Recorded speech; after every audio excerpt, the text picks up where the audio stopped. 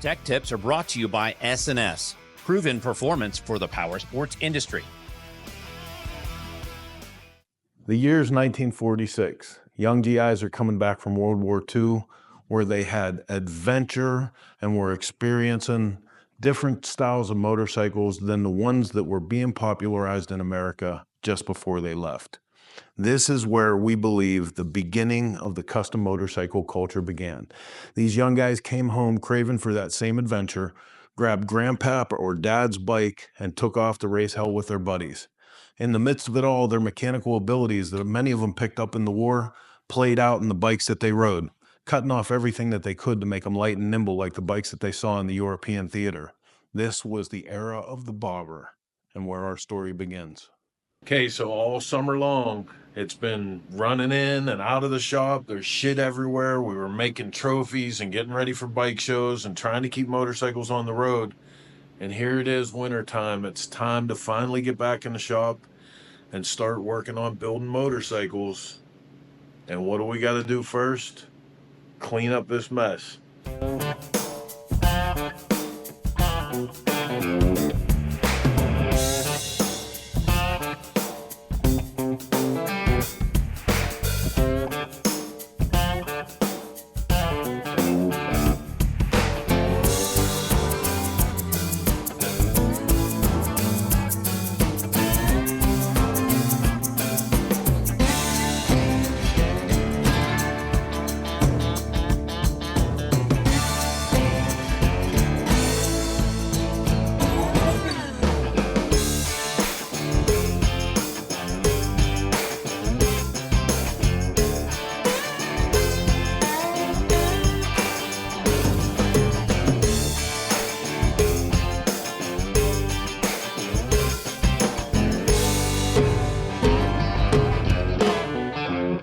When I was telling you guys earlier, like my idea for this is to build what the hot shit kids coming back from war would have been doing, but it's really, for me, it's an opportunity to tell the story about the beginning of what we have all enjoyed as the custom motorcycle industry. Because if you think about it, when you look at these motorcycles that guys did what they called bobbers, the different ways that they went about achieving a lighter or cut down motorcycle. At the time, the bobber was called the cut down. It was more of a gentleman's motorcycle, a little more refined, but it was by no means an old man's motorcycle. You can see a lot of the parts that were invented in this time in motorcycle and played out into parts that would be in the custom motorcycle catalogs for the next 3 or 4 decades at least, or what they called bobbed. A lot of that stuff went on for decades. It turned into, fenders and things that we notice in the day today. Like, this was a real easy thing that they do, right? They take the hinge part of the fender off, they drill out the rivets, take the side flares off, and they'd end up with this fender that was shaped like this. Well, if you think about that, that's the flat stock trailer fender that we've been using on choppers, since the mid 70s, right?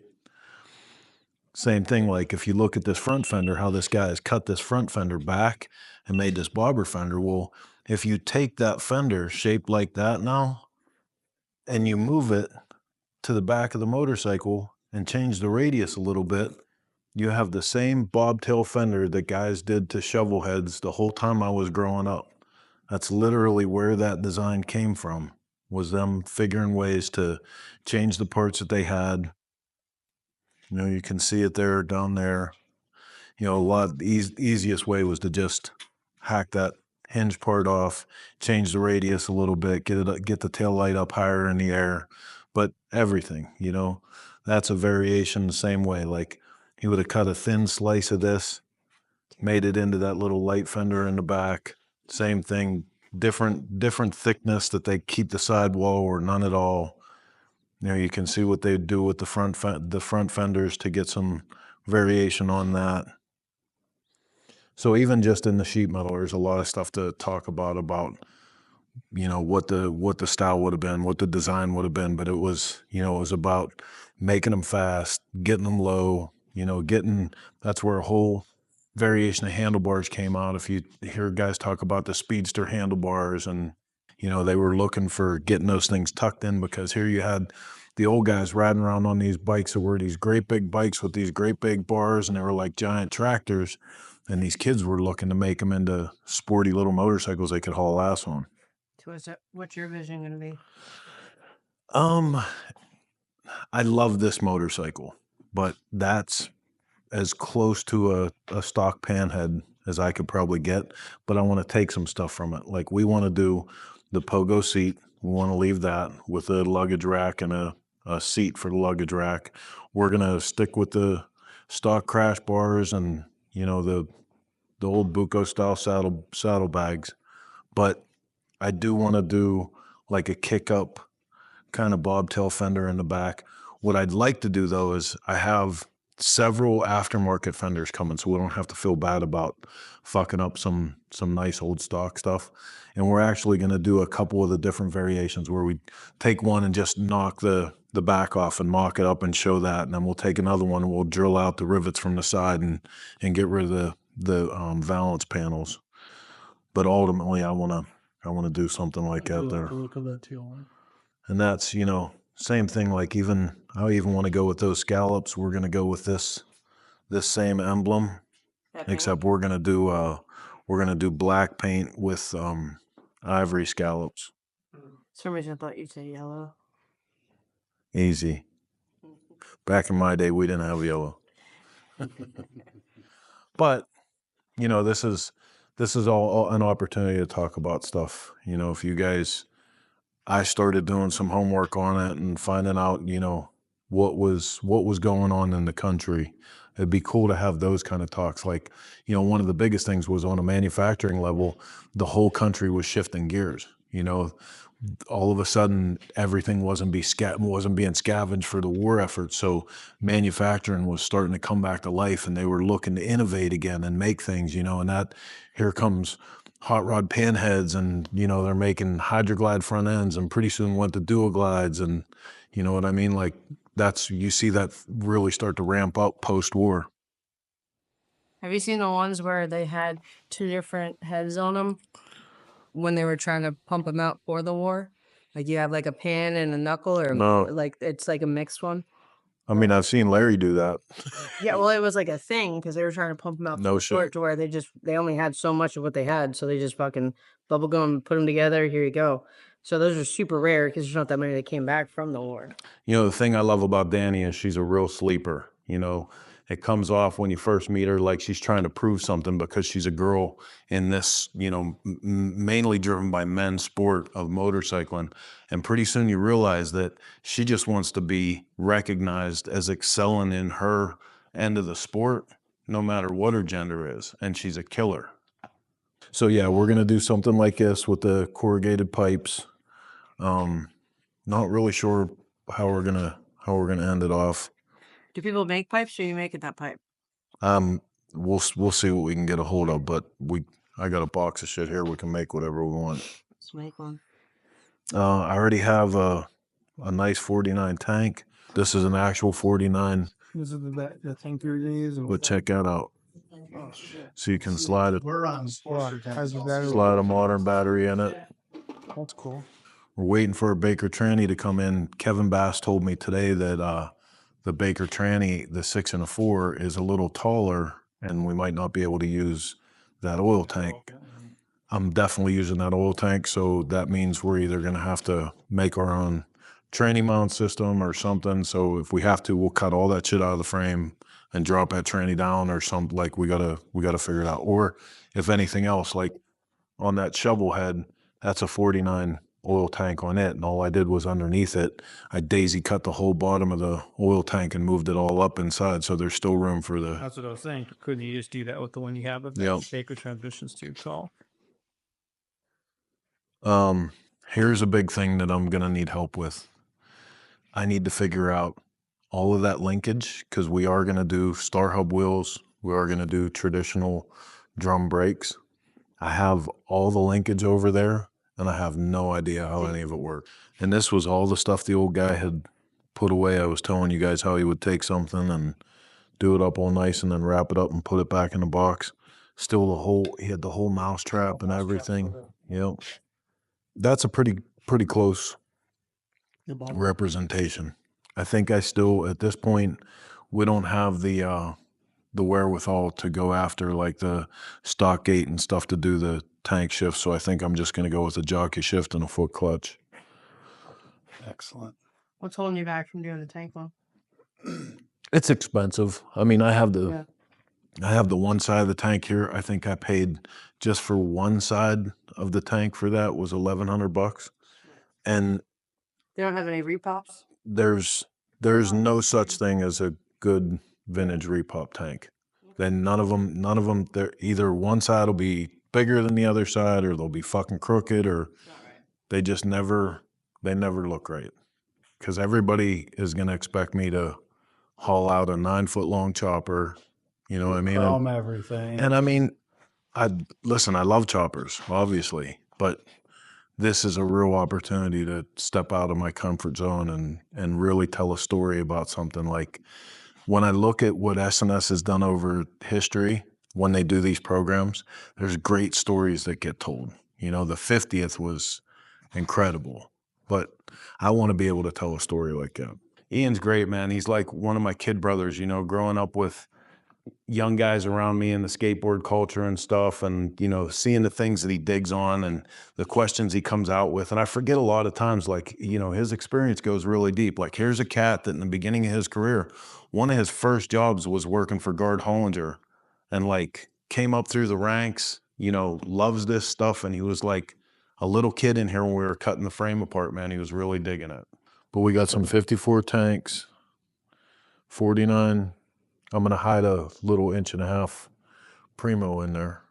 From this point on, these young GIs took these bikes and started doing a lot of amazing things with them. They were racing them on dirt tracks, running them up and down hill climbs. It was full on Americana through the motorcycle in the post-war cut down. For us, this is a great place for our story to start, because rather than just build the same old 9-foot long chopper that we love and have been known for building, this gave us an opportunity to go all the way back to the beginning and retrace the steps of where custom motorcycles started. So we took a 1949 frame, there boy, 48E-621. That spells OG. And took all the chopper parts off of it, cut the complete half of the frame off of the front, and rebuild it back to stock so we could take those first steps for ourselves. Since the deal with this is, I want to build what a kid coming back from World War II would have done with one of these motorcycles. So hot rod cut downs, they called them, you know, was eventually what would become bobbers. But to get to that, we have to go all the way back to the beginning. So we have to put the sidecar loops back on. We have to put the neck where it's supposed to be. We have to make sure that it's as stock as we can make it. And then we're going to make some choices, and we're going to go along the path of what happened with custom motorcycles. Because, you know, a lot of the stuff you'll see when we talk about this, a lot of the stuff that those guys did in the post-war era defined what was going to be customs the whole way through the 80s and 90s, man. It's crazy. And the more of this stuff that I look into, the more I'm learning about. It's pretty cool. But it all starts with the frame. So let's get this thing loaded up.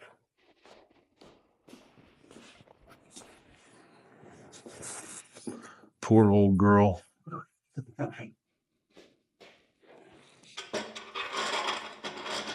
You know, it's funny when you get older, right? Because when I first got this thing, I was like, I don't care. I'm just going to cut it up and make a chopper anyway. Look, I got a hardtail.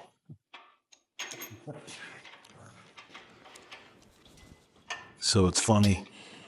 When we first started talking about doing this, I was adamant about having teams, because everything that happens at Clockworks happens as a team. That's right. But I thought, you know, for our part of this time, this was a good opportunity to break up into 2 different teams, you know, and really showcase how deep some of the talent goes, because I don't feel like enough people get to see how many of you guys are involved in all of this. The place is an amazing machine. My boy Will Ramsey from Faith Forgotten Choppers, we used to do a ton of this stuff in the magazine for tech. And I told him one day I wanted him to build me a frame fixture because his was beautiful. All his stuff, you know, he built based off a Blue Coat table, and he told me he wouldn't build it. And I was like, what do you mean? And he said, well, he said, if you're gonna build a frame to go down the road on, or for someone else to go down the road, he said, you need to know exactly why all of this stuff is the way that it is. He said, so once you understand it enough to actually build your own frame fixture, he said, you'll learn all of that. He said, but if I build you one, you don't understand.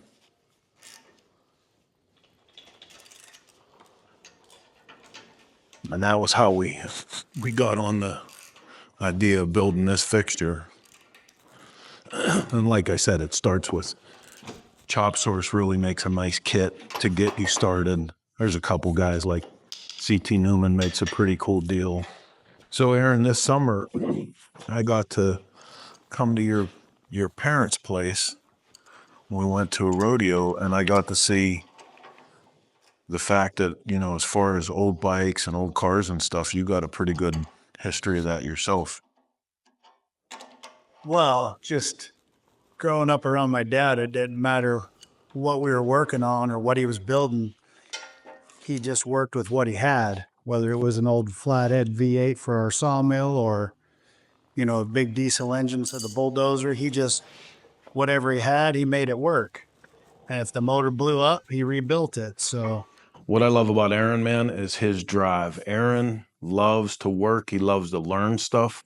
He's Johnny on the spot all the time. There is no task that is above or below him. He'll jump in and try to learn anything that you give him directions how, and he'll jump in and do anything that anybody needs done along the way. seems like working on panheads, even shovel heads now, and for that matter, even Evos is kind of working on antique motorcycles. That's kind of a dying thing anymore, you know, so.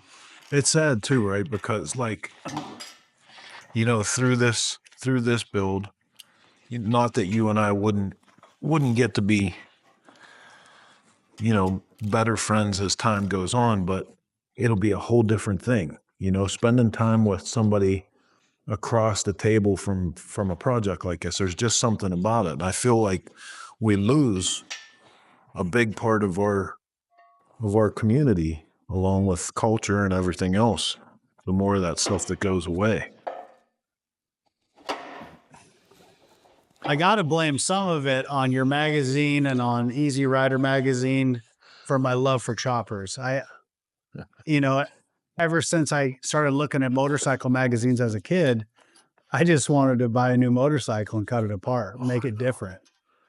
And, you know, you tell someone I'm going to take this brand new motorcycle and cut it apart and change it, and their head kind of just spins around a little bit. And they're wondering, what the hell is wrong with this guy? Why would he cut apart a perfectly good motorcycle? But it's just to strive to be a little bit different than everybody else when you show up to a rally or you even show up at a stoplight. You just want to be a little bit different than somebody next to you. Yeah, that's going to be that's my favorite part of the story with Brian and his bike, you know, because him and his dad were those two people, right? That his dad never understood why he cut everything up, and it, you know, like always after him to leave things alone, and you know, Brian wanted to cut everything up. So the bike that Brian's building is a tribute to that whole mentality, right? That he's, if his dad would have ever let him cut that bike up, this is what he would have done to it. Watching Brian go through that, because it's gonna take him down the road of remembering time with his dad, and you know, Memory lane. Yep. And it's cool. He's got pictures to go by. He's got colors of the bikes. He's got, you know, and even in our first little video that we did, you could tell how much it means to him that he's doing this. Okay, so this is it. This is Team Grease and Gears, right? So what Aaron and I have been talking about here is this is a 49 Panhead frame that we bought about 10 years ago. You guys were here, we talked about all of this stuff. But little bit of skullduggery going on here, but for the most part, this is as you would have found it, stock condition frame. We've decided to just start completely over, get this thing back to stock so we can make our move from there. We're going to talk about the kind of bike we're building later, but we're already we have the frame locked into the fixture. I was telling him we made all of these additional pieces to lock this in this way, but we have guaranteed our axle plates, our neck, and our frame, our lower frame rails are all solid and in place. So now we can just go ahead and whack off right at the sidecar fixtures. These would have been loops for sidecars in the stock configuration. They look like this. So even though we're not going to be running sidecar on this motorcycle, we want to take it back to what a guy would have, probably got as a hand-me-down from his dad or bought after he came back from the war in this era. So, And from the measurements we took, or figured there's about 2.5 inches have been already added into this neck or into the down tubes. So to get it back to stock, we'd have to take that 2.5 inches out to get it back to stock. so that was what I was talking about, skullduggery. Like the original way that guys would chop this stuff, they didn't have, the technology like we do now, or, hadn't really put any thought into it. But they would simply just cut these right here. They'd find a place to relief cut this frame, and I think we even found where the weld is. So they cut it there, they would heat this up, and they would just bend the whole front part of the motorcycle and put slugs in here. And that would give them a little more rake, a little more length. You'd get, a couple more inches in front end. And it was the early way to chop a motorcycle. They added this in here. We measured this, and believe it or not, so far as we can tell, once we get it off, we're going to see. But so far as we can tell, this is still identical to the space of the stock one.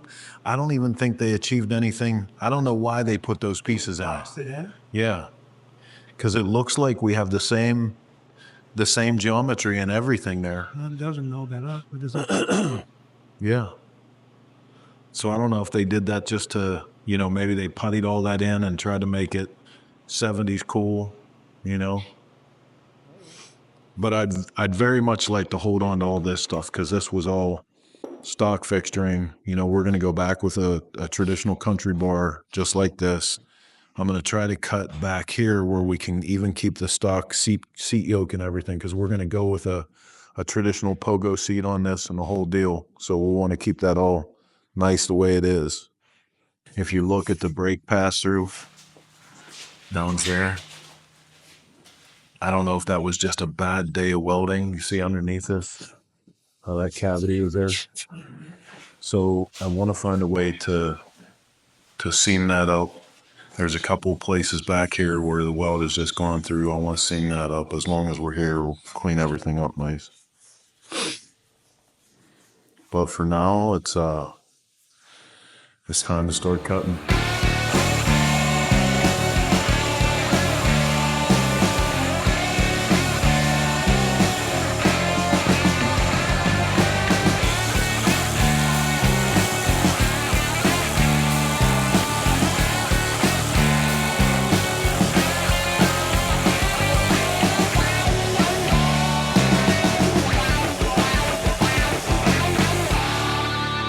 Walked into a swap meet one year, and this was sitting in a rolling chassis, right girth the frame, had a little sign and stuff, and $5 parts, and Heather goes, "We're buying that motorcycle."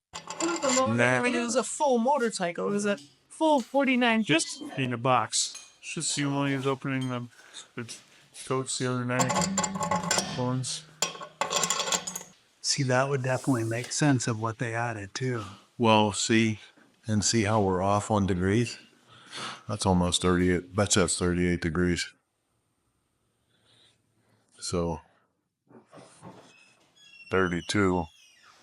So because we have this here and it's open and we're not solid, That means the way they put those fixtures together were not like these ones.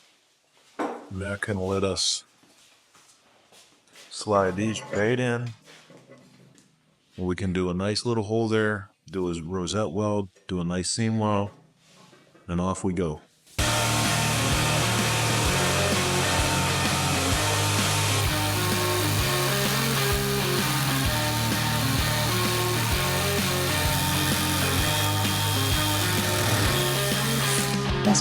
See? That's for sure.